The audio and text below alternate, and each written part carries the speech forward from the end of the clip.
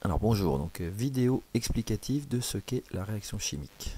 Alors pour expliquer ce qu'est une réaction chimique, et notamment définir les termes importants d'une réaction chimique, nous allons nous appuyer sur la fabrication de l'aspirine réalisée en TP, dont le montage est représenté ici dans la vidéo. Donc les éléments essentiels sont notamment l'Erlenmeyer qui va contenir les composés chimiques qui permettent de fabriquer l'aspirine. Cet Erlenmeyer est surmonté d'un réfrigérant à eau. Alors qu'est-ce que c'est qu'un réfrigérant à eau? C'est tout simplement un tube creux à l'intérieur duquel vont monter les vapeurs du mélange réactionnel, car le mélange réactionnel est chauffé, ces vapeurs montent à l'intérieur du tube. Ce tube creux à son intérieur est entouré d'un autre tube qui contient de l'eau froide. Ces vapeurs se condensent donc au contact de l'eau froide et vont retomber dans l'Erlenmeyer. Cela permet d'éviter les pertes de composés chimiques qu'on a mis au départ, et cela permet d'éviter également que se propagent dans l'atmosphère des composés chimiques pouvant être nocifs. La réaction de fabrication de l'aspirine met en jeu des composés chimiques que l'on ajoute au départ, l'acide salicylique et l'anhydride acétique. Ces composés chimiques sont appelés des réactifs. Ils réagissent. Alors qu'est-ce que ça veut dire qu'ils réagissent? Ça veut dire que nous ne les retrouverons pas sous la forme acide salicylique ou anhydride acétique à la fin de la réaction. Ils se seront transformés. À ces composés chimiques, il aura fallu ajouter également de l'acide sulfurique. Alors pourquoi est-ce que l'acide sulfurique ne fait pas partie des réactifs? Il n'est pas écrit en rouge, car c'est un composé chimique qui lui ne se transforme pas, il permet la réaction chimique, il permet donc à la réaction de se faire, mais ce qu'on aura mis en acide sulfurique au départ, nous le retrouverons en quantité égale à l'arrivée. Cette espèce chimique permet d'accélérer la réaction, elle permet de provoquer le départ de la réaction. C'est ce qu'on appelle un catalyseur. Ensuite, évidemment, cette réaction de fabrication de l'aspirine ne donne pas que de l'aspirine. Nous avons également une odeur de vinaigre se dégageant lors de cette réaction, c'est de l'acide acétique.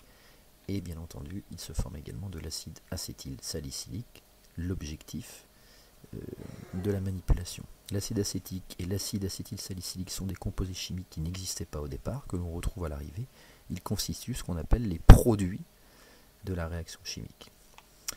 Alors, petit retour en arrière également sur les formules des composés chimiques, qui va nous permettre de revoir 2-3 petites choses sur les groupes caractéristiques. Donc la formule de l'acide salicylique, la formule semi-développée, est représentée donc dans cette vidéo. On peut distinguer un groupe caractéristique, carboxyle, caractéristique des acides, et on trouve également un groupe OH, un groupe hydroxyle.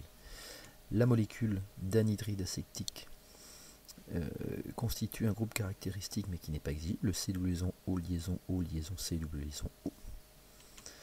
On a fabrication de l'acide acétique, on retrouve ici le groupement carboxyle, caractéristique de la famille des acides, voilà pourquoi l'acide acétique comporte le mot acide, et on retrouve dans l'acide acétylsalicylique, c'est-à-dire l'aspirine, évidemment le groupe carboxyle, caractéristique des acides, et on retrouve également une nouvelle fonction, la fonction ester.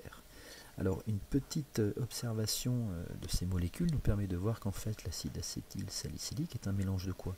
D'acide salicylique, on retrouve le cycle benzénique avec le groupe carboxyle, et on retrouve également une branche OC liaison OCH3, une partie de la molécule anhydride acétique. Donc on voit bien que une réaction chimique est en fait une recomposition des atomes entre eux qui permet d'arriver à la fabrication d'un composé chimique. Alors on va retrouver un petit peu la même chose également au niveau de l'acide acétique. Donc voilà en ce qui concerne une réaction chimique. Alors nous allons voir que évidemment lorsque nous réalisons une réaction chimique, qu'est-ce qu'il faut? Des réactifs. Ces réactifs vont se transformer pour former des produits. Nous dans notre cas donc l'acide acétique et l'aspirine, c'est ce qu'on appelle les étapes de la synthèse. Qu'est-ce que c'est qu'une synthèse chimique? C'est tout simplement la fabrication d'un ou de plusieurs composés chimiques. Dans notre TP, il s'agissait donc de la fabrication de l'aspirine, qu'on appelle également la synthèse de l'aspirine. Alors, dans le monde industriel, évidemment, l'objectif est de fabriquer le principe actif, notamment dans le monde de la santé. L'objectif ici n'était pas de fabriquer de l'acide acétique, mais bien de fabriquer de l'aspirine, acide acétylsalicylique, c'est-à-dire ce qu'on appelle le principe actif. Donc, qu'auront à faire les chimistes par la suite? Ils auront évidemment à isoler ce principe actif, donc à isoler l'aspirine, c'est ce qu'on appelle l'étape de séparation. Il faudra séparer l'acide acétique de l'aspirine. Et bien entendu, par la suite, il faudra commercialiser ce médicament, c'est ce qu'on appelle l'étape de formulation et de packaging, à savoir donc lui trouver une forme galénique satisfaisante, le mettre ensuite dans des petits sachets, le disposer dans des cartons, le mettre en vente. Viendront s'ajouter évidemment une étape commerciale consistant à vendre le produit et à trouver un packaging plutôt intéressant d'un point de vue marketing. Donc voilà les différentes étapes de la fabrication d'un médicament. Une étape de synthèse purement chimique, de même qu'une étape de séparation qui permet d'isoler le principe actif. Et ensuite, donc dans le monde industriel, il faudra évidemment, une fois fabriquer cette aspirine, pouvoir la vendre et donc la placer en différents paquets ou différentes formes vendables. Voilà, à bientôt.